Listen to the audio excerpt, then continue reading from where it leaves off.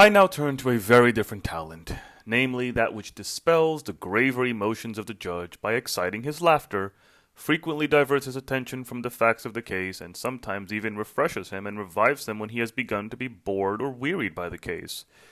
How hard it is to attain success in this connection is shown by the cases of the two great masters of Greek and Roman oratory. For many think that Demosthenes was deficient in this faculty, and that Cicero used it without discrimination. Indeed, it is impossible to suppose that Demosthenes deliberately avoided all display of humor, since his few jests are so unworthy of his other excellences, that they clearly show that he lacked the power, not merely that he disliked to use it. Cicero, on the other hand, was regarded as being unduly addicted to jests, not merely outside the courts, but in his actual speeches as well. Personally, though whether I am right in this view or have been led astray by an exaggerated admiration for the prince of orators, I cannot say. I regard him as being the possessor of a remarkable turn of wit.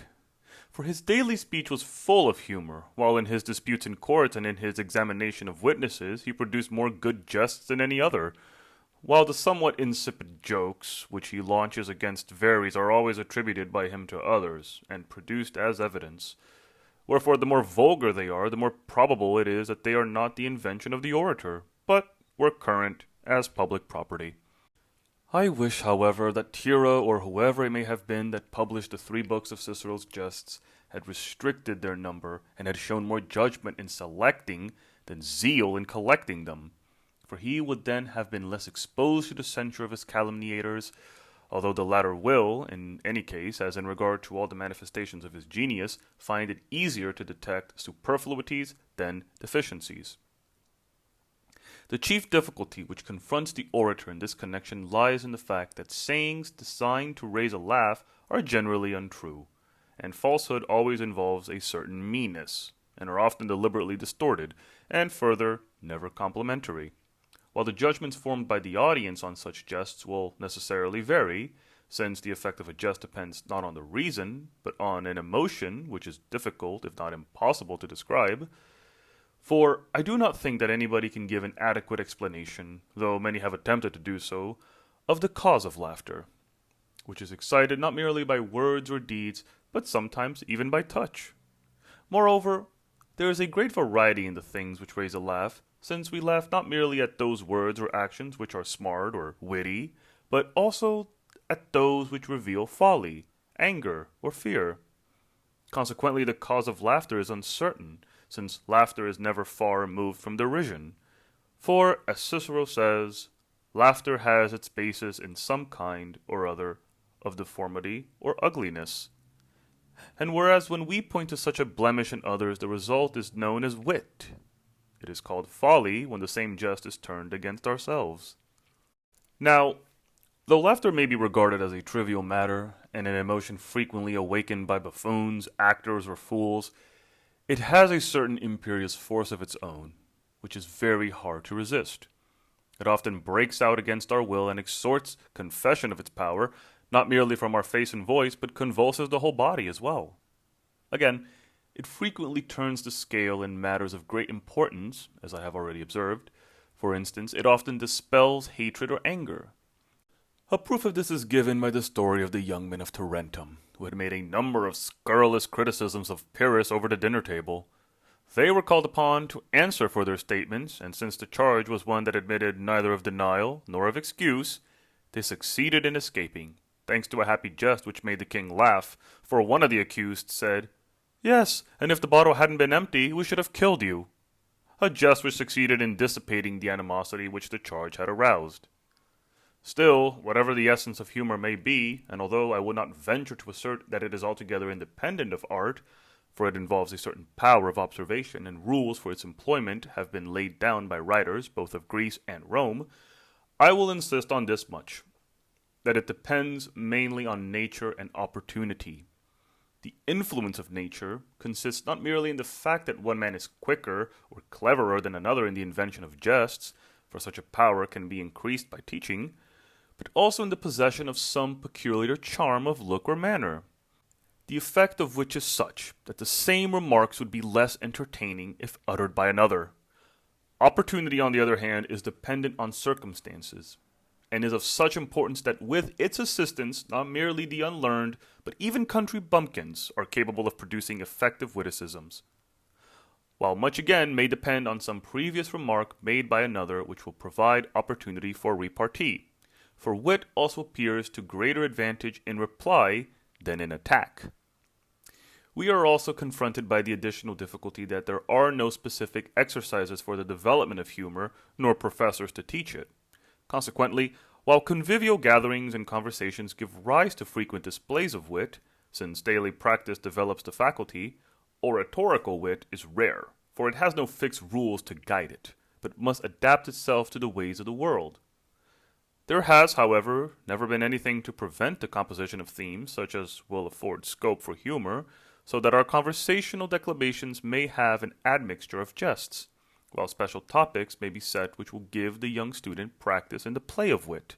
Nay, even those pleasantries in which we indulge on certain occasions of festive license, and to which we give the name of motes, as indeed they are. If only a little more good sense were employed in their invention, and they were seasoned by a slight admixture of seriousness, might afford a more useful training. As it is, they serve merely to divert the young and merrymakers. There are various names by which we describe wit, but we have only to consider them separately to perceive their specific meaning. First, there is urbanitas, which I observe denotes language with a smack of the city in its words, accent, and idiom, and further suggests a certain tincture of learning derived from associating with well-educated men. In a word, it represents the opposite of rusticity. The meaning of venustus is obvious. It means that which is said with grace and charm. Salsus is, as a rule, applied only to what is laughable, but this is not its natural application, although whatever is laughable should have the salt of wit in it. For Cicero, when he says that whatever has the salt of wit is Attic, does not say this because persons of the Attic school are specifically given to laughter. And again, when Catullus says, "In all her body not a grain of salt," he does not mean that there is nothing in her body to give cause for laughter.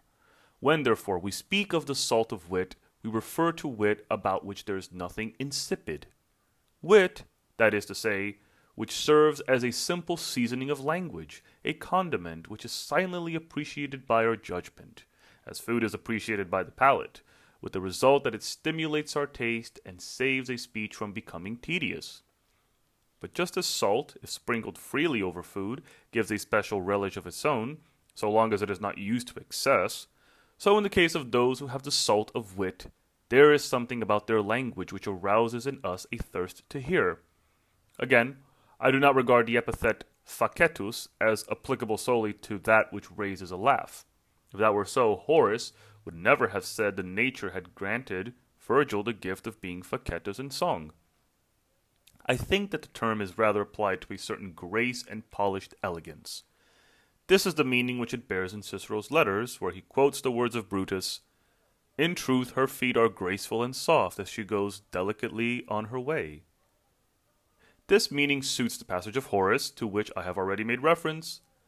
To Virgil gave a soft and graceful wit.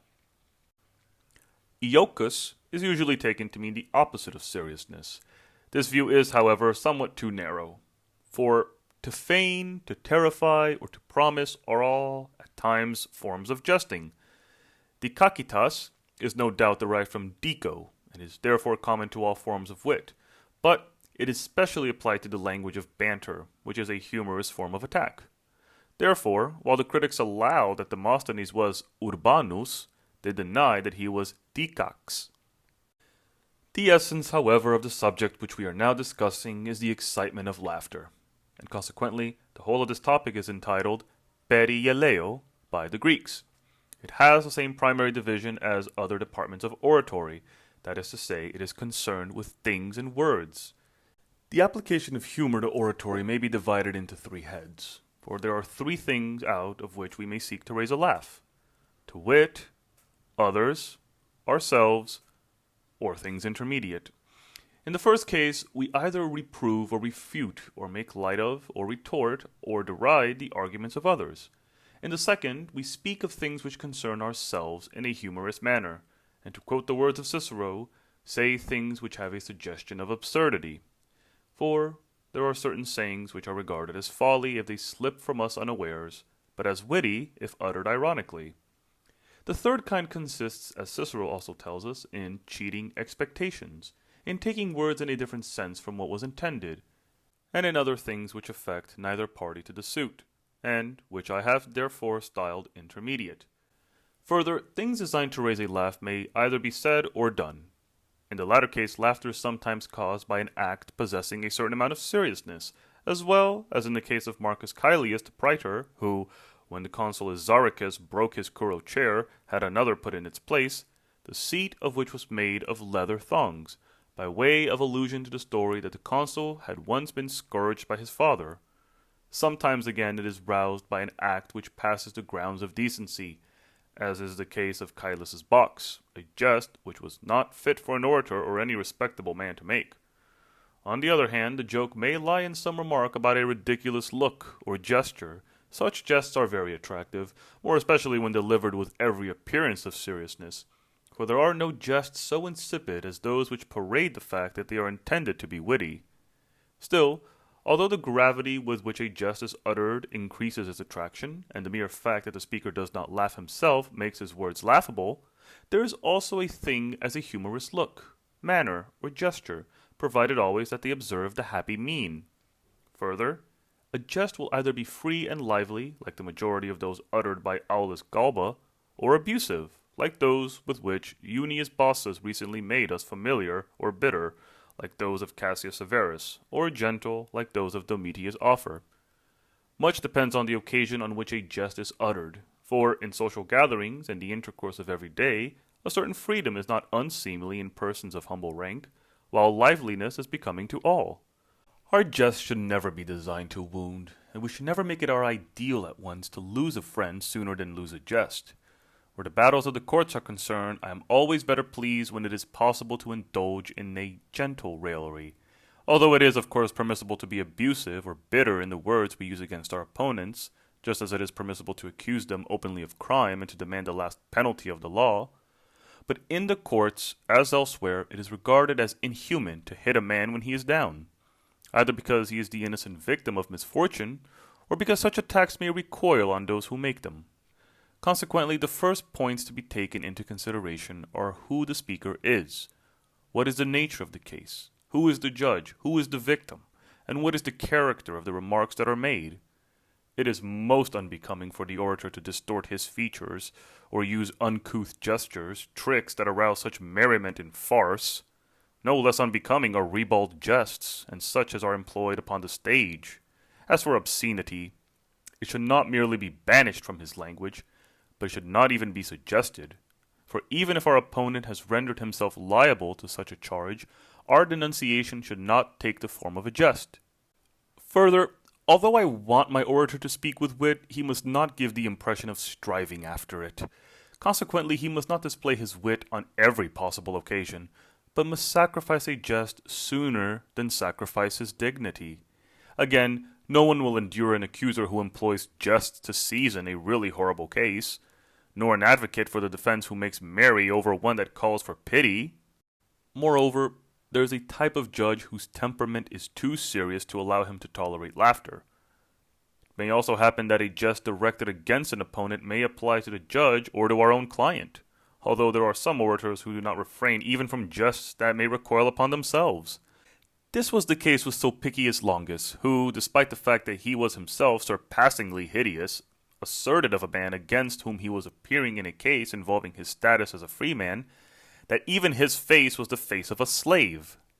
To this, Domitius Afer replied, "Is it your profound conviction, Longus, that an ugly man must be a slave?" Insolence and arrogance are likewise to be avoided. Nor must our jests seem unsuitable to the time and place, or give the appearance of studied premeditation, or smell of the lamp, while those directed against the unfortunate are, as I have already said, inhuman.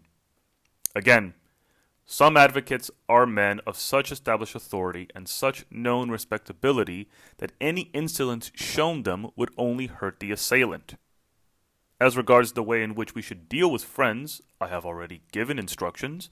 It is the duty not merely of an orator, but of any reasonable human being, when attacking one whom it is dangerous to offend, to take care that his remarks do not end in exciting serious enmity, or the necessity for a groveling apology. Sarcasm that applies to a number of persons is injudicious. I refer to cases where it is directed against whole nations or classes of society, or against rank and pursuits which are common to many.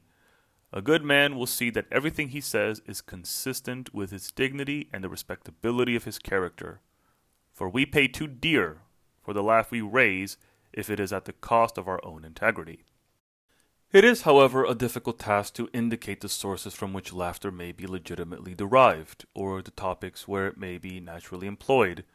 To attempt to deal exhaustively with the subject would be an interminable task and a waste of labor, for the topics suitable to jests are no less numerous than those from which we may derive reflections, as they are called, and are, moreover, identical with the latter. The powers of invention and expression come into play no less where jests are concerned, while as regard expressions its force will depend in part on the choice of words, in part on the figures employed. Laughter, then, will be derived either from the physical appearance of our opponent, or from his character as revealed in his words and actions, or from external sources. For all forms of raillery come under one or other of these heads. If the raillery is serious, we style it as severe. If, on the other hand, it is of lighter character, we regard it as humorous. These themes for jests may be pointed out to the eye or described in words or indicated by some mote.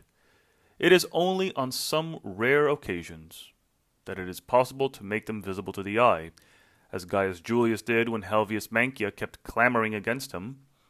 "I will show you what you're like," he cried, and then as Mancia persisted in asking him to do so, pointed with his finger at the picture of a Gaul painted on a Cimbric shield, a figure to which Mancia bore a striking resemblance. There were shops round the forum, and the shield had been hung up over one of them by way of a sign. The narration of a humorous story may often be used with clever effect, and is a device eminently becoming to an orator. Good examples are the story told of Capacius and Fabricius, which Cicero tells in Pro Cluentio, or the story told by Caelius of the dispute between Decimus Laelius and his colleague when they were both in a hurry to reach their province first. But in all such cases the whole narrative must possess elegance and charm, while the orator's own contribution to the story should be the most humorous element. Take, for instance, the way in which Cicero gives us a special relish to the flight of Fabricius. And so, just as the moment when he thought his speech was showing him at his best, and he uttered the following solemn words, words designed to prove a masterstroke of art: "Look at the fortunes of mankind, gentlemen. Look at the aged form of Gaius Fabricius." Just at that very moment, I say, when he had repeated the word "look" several times, by way of making his words all the more impressive, he looked himself, and found that Fabricius had slunk out of the court with his head hanging down. I will not quote the rest of the passage, for it is well known, but he develops the theme still further, although the plain facts amount simply to this: that Fabricius had left the court. The whole of the story told by Caelius is full of wit and invention, but the gem of the passage is its conclusion. "He followed him, but now he crossed the straits. Whether it was in a ship or a fisherman's boat, no one knew. But the Sicilians, being of a lively turn of wit, said that he rode on the dolphin and effected his crossing like a second Arian."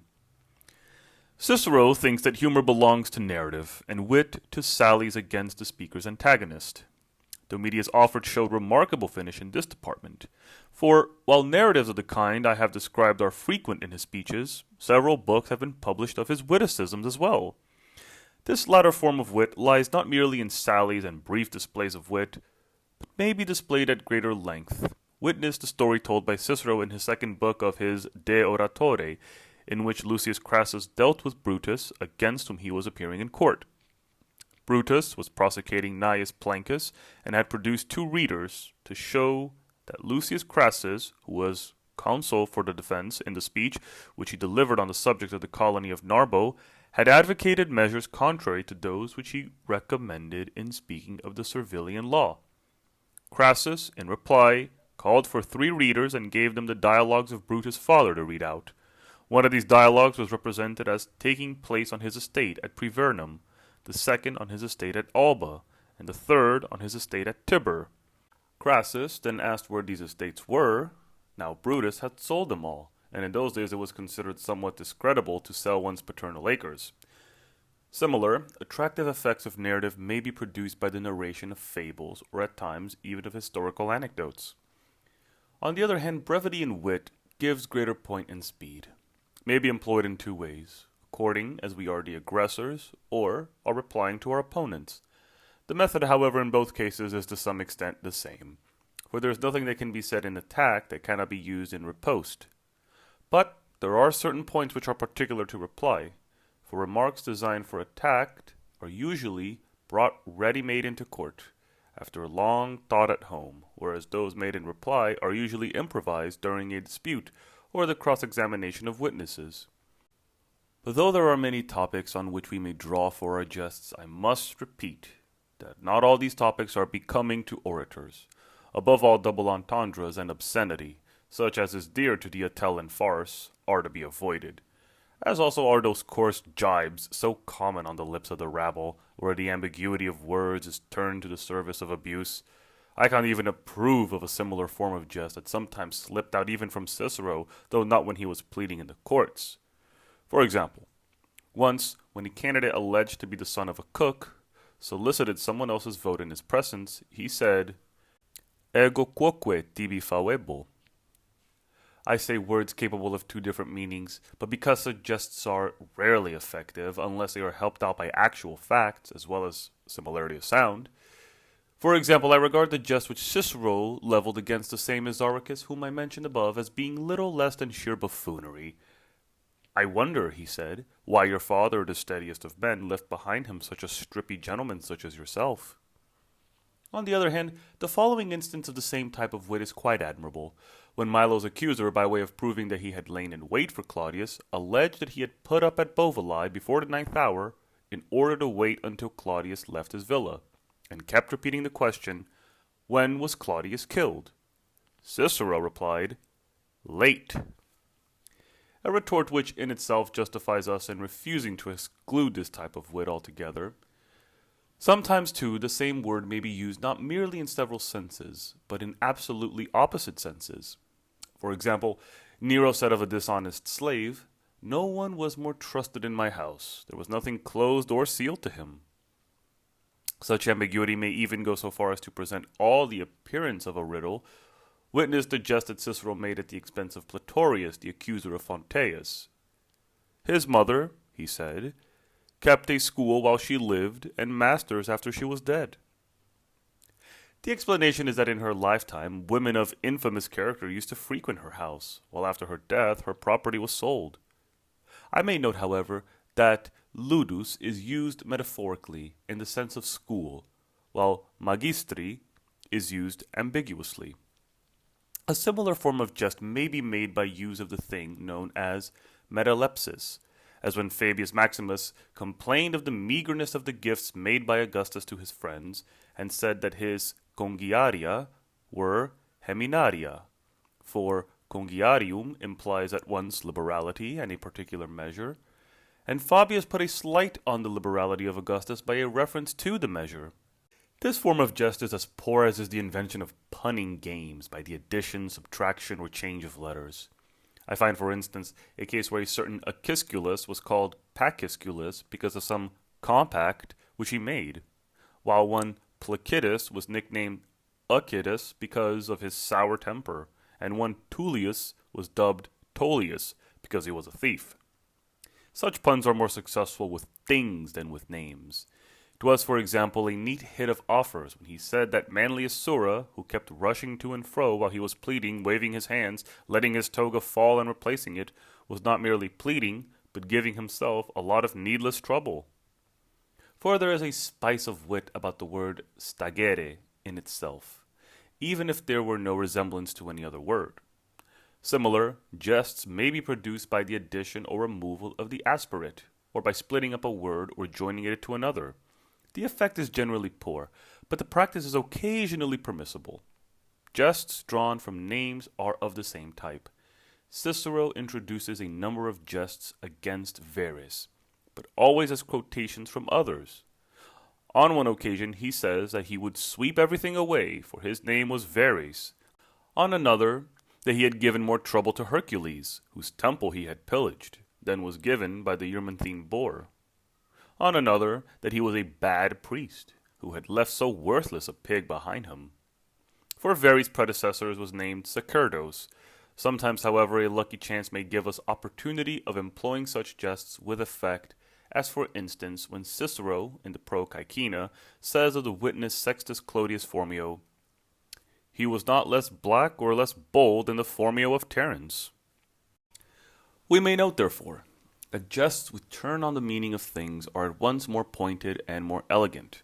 In such cases, resemblances between things produce the best effects, more especially if we refer to something of an inferior or more trivial nature, as in the jests of which our forefathers were so fond, when they called Lentulus Spinther and Scipio Serapio.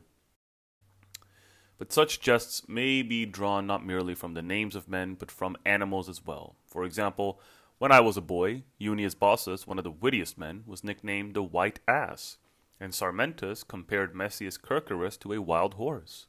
The comparison may also be drawn from inanimate objects. For example, Publius Blesius called a certain Julius, who was dark, lean, and bent, the Iron Buckle. This method of raising a laugh is much in vogue today. Such resemblances may be put to the service of wit either openly or allusively. Of the latter type is the remark of Augustus made to a soldier who showed signs of timidity in presenting a petition. "Don't hold it out as if you were giving a penny to an elephant." Some of these jests turn on similarity of meaning.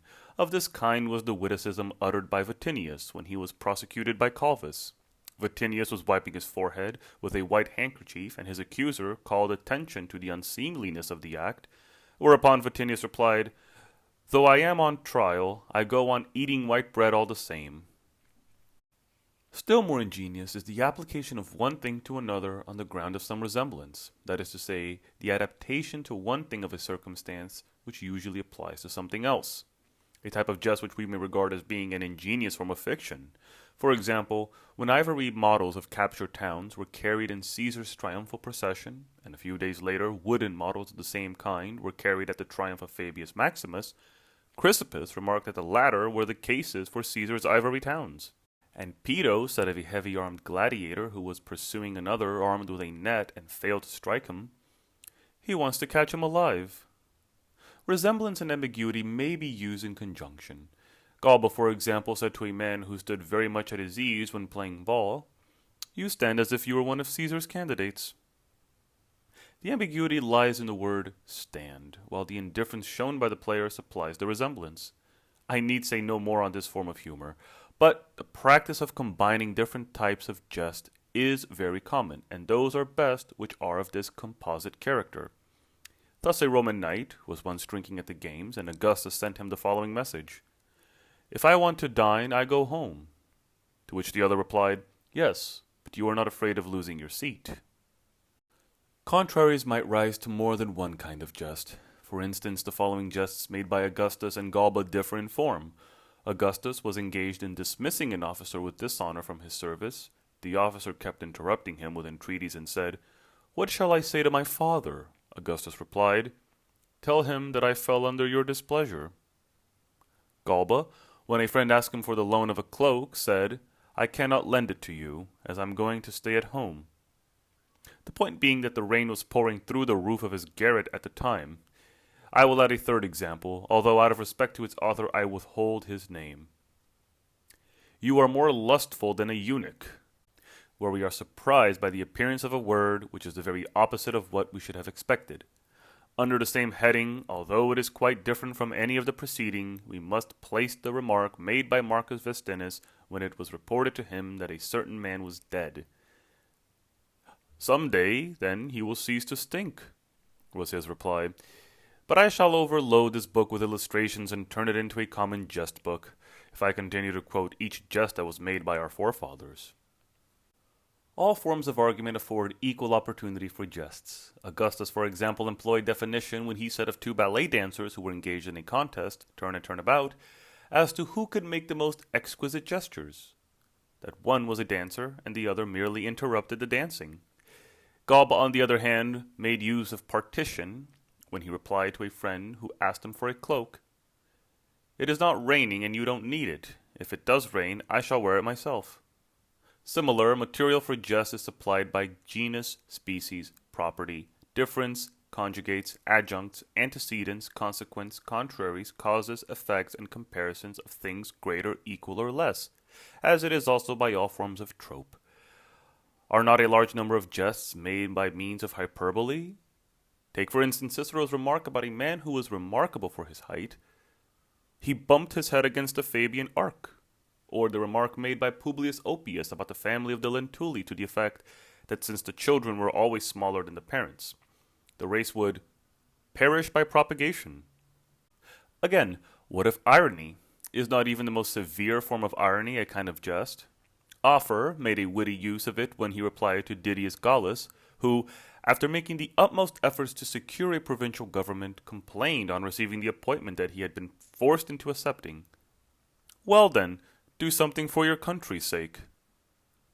Cicero also employed metaphor to serve his jest, when on receiving a report of uncertain authorship to the effect that Vatinius was dead, he remarked, "Well, for the meantime I shall make use of the interest." He also employed allegory in the witticism that he was fond of making about Marcus Caelius, who was better at bringing charges than at defending his client against them, to the effect that he had a good right hand, but a weak left. As an example of the use of emphasis, I may quote the jest of Aulus Villius, that Tucius was killed by his sword falling upon him.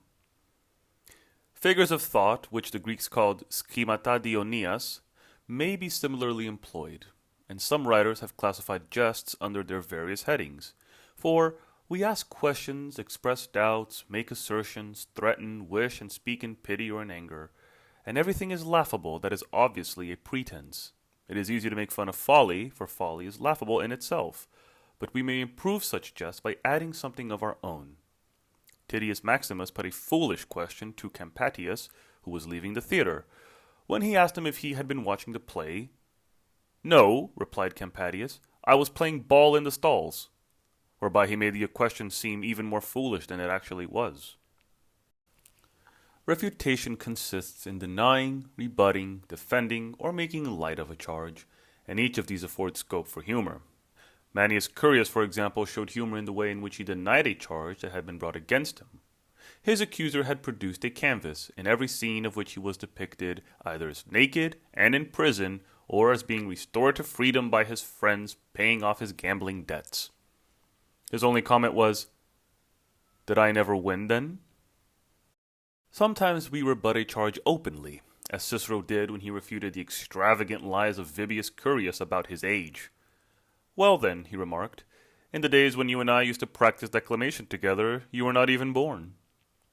At other times we may rebut it by pretending to agree. Cicero, for example, when Fabia, the wife of Dolabella, asserted that her age was 30, remarked, "This is true, for I've heard it for the last 20 years. Sometimes, too, it is effective to add something more biting in place of the charge which is denied, as was done by Unius Bossus when Domitia, the wife of Pescennius, complained that by way of accusing her of meanness, he had alleged that she even sold old shoes. "No," he replied, "I never said anything of that sort. I said you bought them." A witty travesty of defense was once produced by a Roman knight who was charged by Augustus with having squandered his patrimony. "I thought it was my own," he answered. As regards making light of a charge, there are two ways in which this may be done.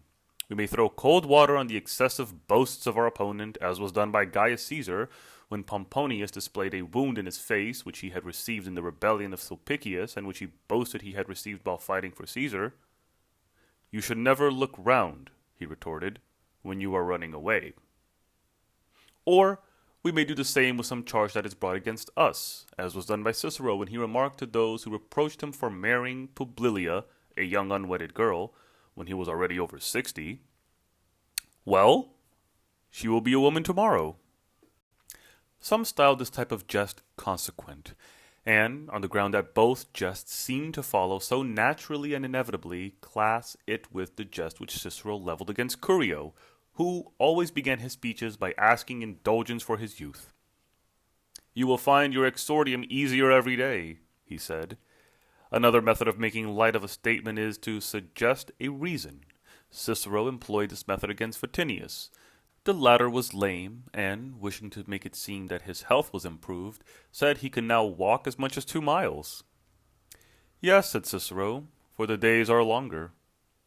Again, Augustus, when the inhabitants of Tarraco reported that a palm had sprung up on the altar dedicated to him, replied, "That shows how often you kindle fire upon it." Cassius Severus showed his wit by transferring a charge made against him to a different quarter.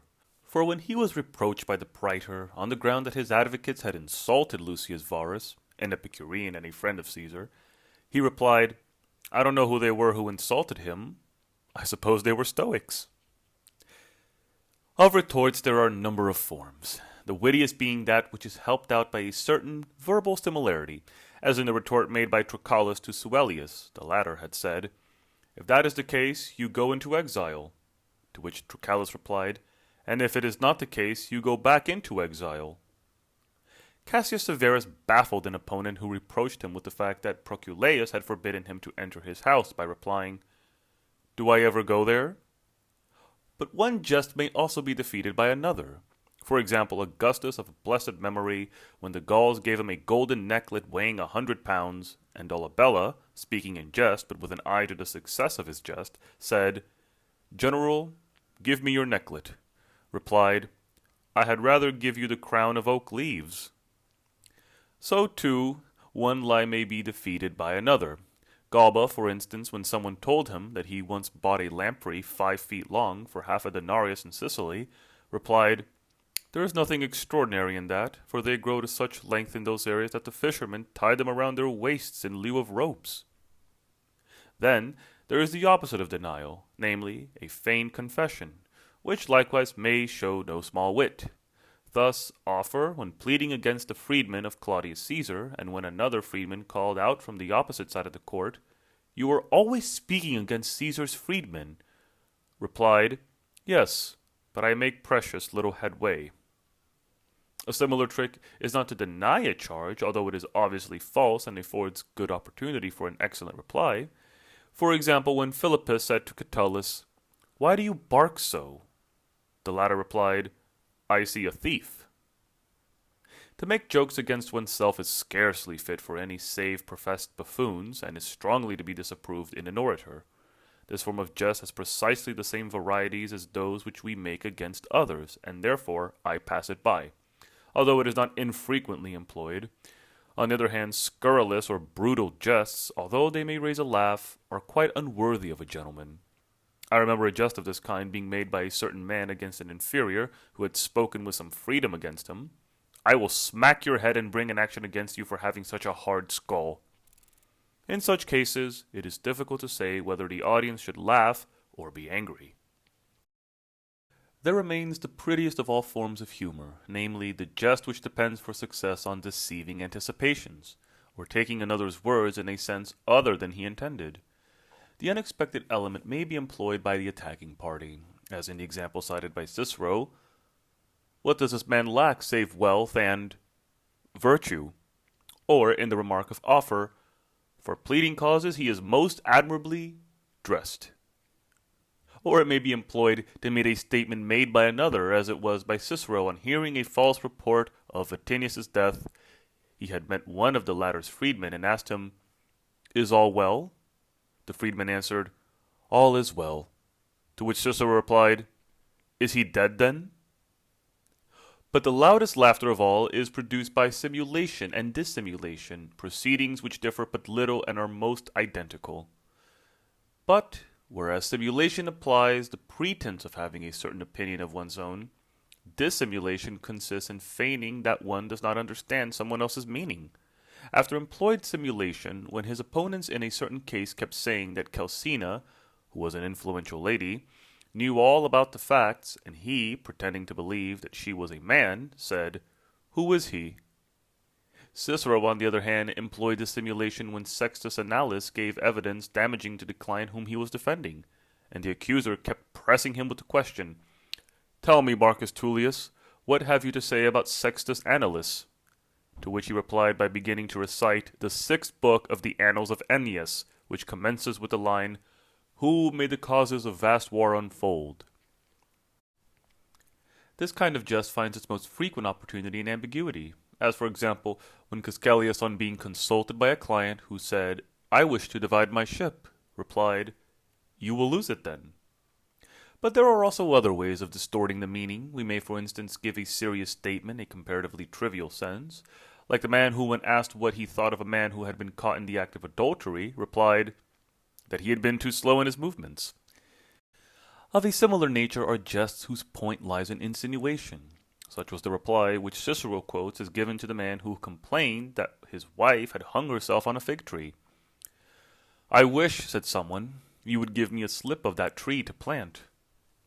For there the meaning is obvious, though it is not expressed in so many words. Indeed, the essence of all wit lies in the distortion of the true and natural meaning of words. A perfect instance of this is when we misrepresent our own or another's opinions, or assert some impossibility. Juba misrepresented another man's opinion when he replied to one who complained of being bespattered by his horse. "What? Do you think I am a centaur?" Gaius Cassius misrepresented his own when he said to a soldier whom he saw hurrying into battle without his sword, "Show yourself a handy man with your fists, comrade." So, too, did Galba, when served some fish that had been partially eaten the day before, and had been placed on the table with the uneaten side turned uppermost. "We must lose no time," he said, "for there are people under the table at work on the other side." Lastly, there is that jibe that Cicero made against Curius, which I have already cited, for it was clearly impossible that he should be still unborn at a time when he was already declaiming. There is also a form of misrepresentation which has its basis in irony, of which a saying of Gaius Caesar will provide an example. A witness asserted that the accused attempted to wound him in the thighs, and although it would have been easy to ask him why he attacked that portion of his body above all others, he merely remarked, "What else could he have done when you have a helmet and a breastplate?" Best of all is when pretense is met by pretense, as was done in the following instance by Domitius Afer. He had made his will long ago, and one of his more recent friends, in the hopes of securing a legacy if he could persuade him to change it, produced a fictitious story, and asked him whether he should advise a senior centurion who, being an old man, had already made his will to revise it. To which Afer replied, "Don't do it, you will offend him." But the most agreeable of all jests are those to which are good-humored and easily digested. Take another example from Afer. Noting that an ungrateful client avoided him in the forum, he sent his servant to him to say, "I hope you are obliged to me for not having seen you." Again, when his steward, being unable to account for certain sums of money, kept saying, "I have not eaten it, I live on bread and water," he replied, "Master Sparrow, pay what you owe." Such jests the Greek style ipotoitos, or adapted to character. It is a pleasant form of jest to reproach a person with less than would be possible, as Afer did when in answer to a candidate who said, "I have always shown my respect for your family," he replied, although he might easily have denied the statement, "You are right, it is quite true." Sometimes it may be a good joke to speak of oneself, while one may often raise a laugh by reproaching a person to his face with things that it would have been merely bad manner to bring up against him behind his back. Of this kind was the remark made by Augustus when a soldier was making some unreasonable request, and Marcianus, whom he suspected of intending to make some no less unfair request, turned up at the same moment. "I will no more grant your request, comrade, than I will that which Marcianus is just going to make." Apt quotation of verse may add to the effect of the wit. The lines may be quoted in the entirety without alteration, which is so easy a task that Ovid composed an entire book against bad poets out of the lines taken from the quatrains of Mocker. Such a procedure is rendered especially attractive if it be seasoned by a spice of ambiguity, as in the line which Cicero quoted against Lartius, a shrewd and cunning fellow, who was suspected of unfair dealing in a certain case. "Had not Ulysses Lartius intervened?" Or the words may be slightly altered, as in the line quoted against the senator who, although he had always in private times been regarded as an utter fool, was, after inheriting an estate, asked to speak first on a motion. What men call wisdom is a legacy, where legacy is substituted for the original faculty. Or again, we may invent verses resembling well-known lines, a trick-styled parody by the Greeks. A neat application of proverbs may also be effective, as when one man replied to another, a worthless fellow who had fallen down and asked to be helped to his feet, "Let someone pick you up who does not know you." Or we may show our culture by drawing on legend for a jest, as Cicero did in the trial of Verres, when Hortensius said to him, as he was examining a witness, "I do not understand these riddles." "You ought to, then," said Cicero, "as you have got the Sphinx at home." Hortensius had received a bronze sphinx of great value as a present from Verres. Effects of mild absurdity are produced by the stimulation of folly, and would, indeed, themselves be foolish were they not fictitious. Take as an example the remark of the man who, when people wondered why he had bought a stumpy candlestick, said, "It will do for lunch." There are also sayings closely resembling absurdities which derive a great point from their sheer irrelevance, like the reply of Dolabella's slave, who, on being asked whether his master had advertised a sale of his property, answered, "He has sold his house." Sometimes you may get out of a tight corner by giving a humorous explanation of your embarrassment, as the man did who asked a witness who alleged that he had been wounded by the accused whether he had any scar to show for it. The witness proceeded to show a huge scar on his thigh, on which he remarked, "I wish he had wounded you on the side." A happy use may also be made of insult. Hispo, for example, when the accuser charged him with scandalous crimes, replied, "You judge my character by your own," while Fulvius Propinquus, when asked by the representative of the emperor whether the documents which he produced were autographs, replied, "Yes, sir, and the handwriting is genuine too." Such I have either learned from others or discovered from my own experience to be the commonest source of humor, but I must repeat that the number of ways in which one may speak wittily are of no less infinite variety than those in which one may speak seriously, for they depend on persons, place, time, and chances, which are numberless. I have therefore touched on the topics of humor, that I may not be taxed with having omitted them. But, with regard to my remarks of the actual practice and manner of jesting, I venture to assert that they are absolutely indispensable. To these, Domitius Marsus, who wrote an elaborate treatise on urbanity, adds several types of saying, which are not laughable, but rather elegant sayings with a certain charm and attraction of their own, which are suitable even to speeches of the most serious kind. They are characterized by a certain urbane wit, but not of a kind to raise a laugh, and as a matter of fact, his work was not designed to deal with humor, but with urbane wit, a quality which he regards as peculiar to this city, though it was not till a late period that it was understood in this sense, after the word urbs had come to be accepted as indicating Rome, without the addition of any proper noun. He defines it as follows. Urbanity is a certain quality of language compressed into the limits of a brief saying and adapted to delight and move men to every kind of emotion, but especially suitable to resistance or attack according as the person or circumstances concerned may demand. But this definition, if we accept the quality of brevity, includes all the virtues of oratory, for it is entirely concerned with persons and things to deal with, which in appropriate language is nothing more nor less than the task of perfect eloquence. Why he insisted on brevity, I don't know, since in the same book he asserts that many speakers have revealed their urbanity in narrative. And a little later he gives the following definition, which is, as he says, based on the views expressed by Cato.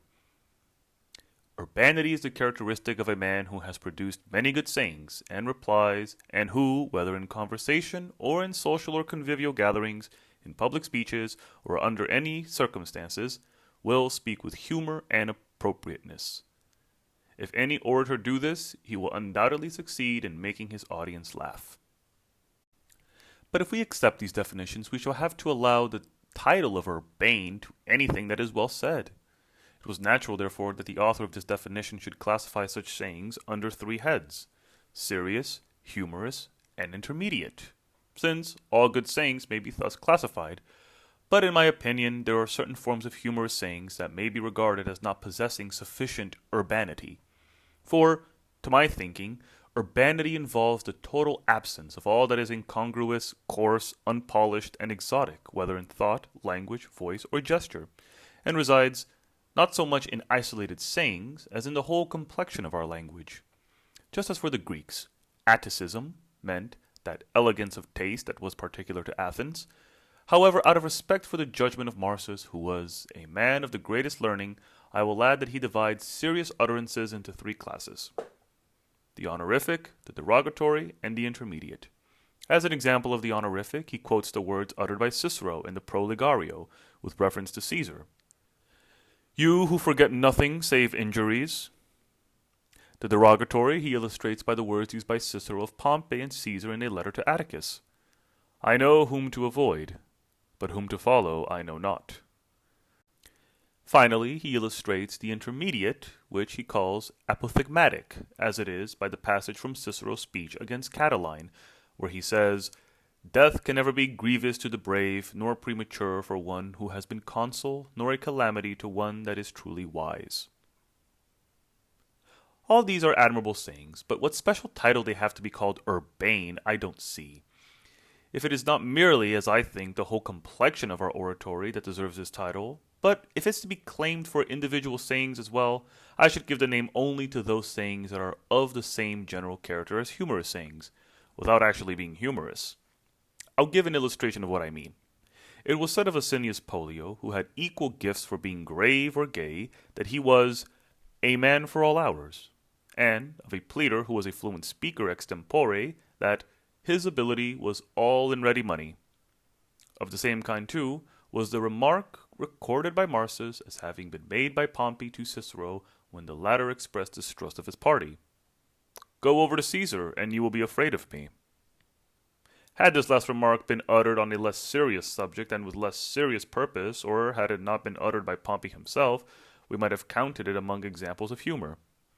I may also add the words used by Cicero in a letter to Corellia to explain why he endured the supremacy of Caesar so patiently. "These ills must either be endured with the courage of Cato or the stomach of Cicero." For here again the word stomach has a spice of humor in it. I felt that I ought not to conceal my feelings on this point.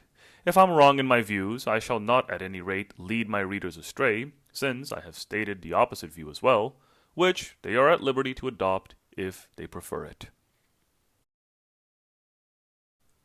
End of On Jesting, Wit, and Humour, taken from Chapter 3 of Book 6 of Institutes of Oratory, by Quintilian, translated by H. E. Butler, published in the Loeb Classical Library, 1922.